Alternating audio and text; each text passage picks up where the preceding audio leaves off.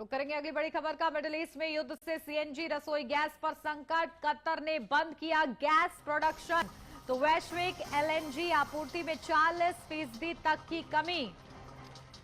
तो देखिए CNG PNG के दाम किस तरीके से भारत में बढ़ सकते हैं, इसकी संभावना अब जताई जा रही है। मिडिल ईस्ट में चल रहे युद्ध के कारण भारत में सीएनजी और पीएनजी की कीमतें बढ़ सकती हैं। ईरान के ड्रोन हमले के बाद भारत को गैस सप्लाई करने वाला सबसे बड़ा देश कतर अपने लिक्विफाइड नेचुरल गैस प्लांट का उत्पादन रोक चुका है।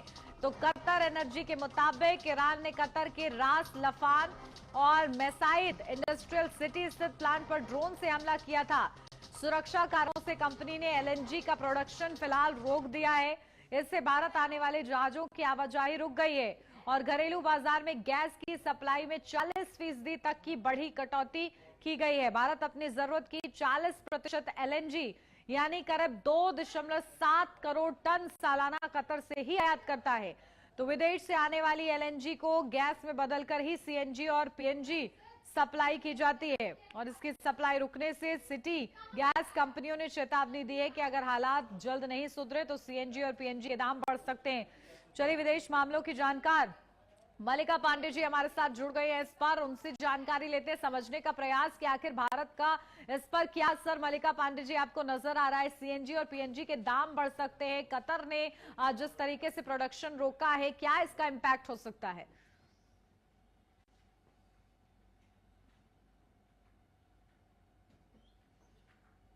जो कतर से आता है वो हमारा करीब करीब 40% था जो स्ट्रेट ऑफ हॉर्मूज के थ्रू आता था, तो वैसे भी वो ब्लॉकेड हो चुका है। कतर ने अपना मैन्युफैक्चरिंग भी बंद कर दिया है ईरान के ड्रोन अटैक के बाद। जो मेन चीज है अभी उन्नति जी, हमारी सरकार इसमें बहुत स्विफ्टली और बहुत इफेक्टिवली रिस्पॉन्ड कर रही है इस चीज को। देखे उसने काफी हद तक जो सीएनजी वो सप्लाई करते थे बड़ी बड़ी इंडस्ट्रीज को, वो कम कर दिया है भारत सरकार ने। और भारत सरकार फोकस कर रही है कि वो जितने भी हाउस होल्ड्स हैं उनको पहले सीएनजी अप्लाई करें, मतलब डोमेस्टिक सीएनजी का सप्लाई बिल्कुल भी डिसरप्ट ना हो। तो पहले भारत सरकार ने वहां फोकस डाल दिया है अपना, और इंडस्ट्रीज को सप्लाई बहुत ज्यादा कम, और अगर वॉर कंटिन्यू रही तो बिल्कुल ही बंद कर देंगे। तो उन्नति जी देखिए, हमारी सरकार जितना इफेक्टिवली हो सके रिस्पॉन्ड कर रही है। दूसरी बात यह है कि भारत ने केवल सिर्फ कतर से नहीं बट मल्टीपल लोकेशन से भारत अब एनर्जी खरीदता है। तो जो ये मल्टीपल लोकेशंस वाला एक जो भारत ने किया है, ये काफी अच्छा काम भारत सरकार ने किया है, क्योंकि उसकी रणनीति रही है कि हमेशा एक जने के ऊपर ही हम डिपेंडेंट ना रहे। मेजोरिटी बिल्कुल आपने सही कहा कि 40% हम उनके ऊपर डिपेंडेंट हैं, बट हमने काफी अन्य देशों से भी हम अपना एनर्जी रिसोर्सेज लेते हैं, जैसे हम रशिया से भी लेते हैं। तो काफी ऐसे देश हैं जिनसे हम सीएनजी एलपीजी खरीदते हैं। जी उन्नति जी। बिल्कुल। और देखिए अब जिस तरीके से हमारी डिपेंडेंसी इतनी ज्यादा नहीं है, लेकिन क्योंकि 40% हम वहीं से आयात करते हैं, तो क्या होगा कि अभी के लिए टेम्पररी से रोका गया है या फिर इसे दोबारा से शुरू किया जा सकता है? हालात सुधरने में कितना वक्त लग सकता है, क्या संभावना फिलहाल इसको लेकर?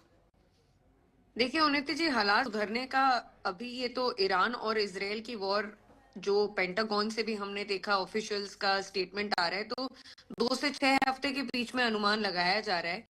जहां तक बात तेल की, तो भारत के पास देखिए 25 दिन का ऑयल रिजर्व बचा है अभी भी।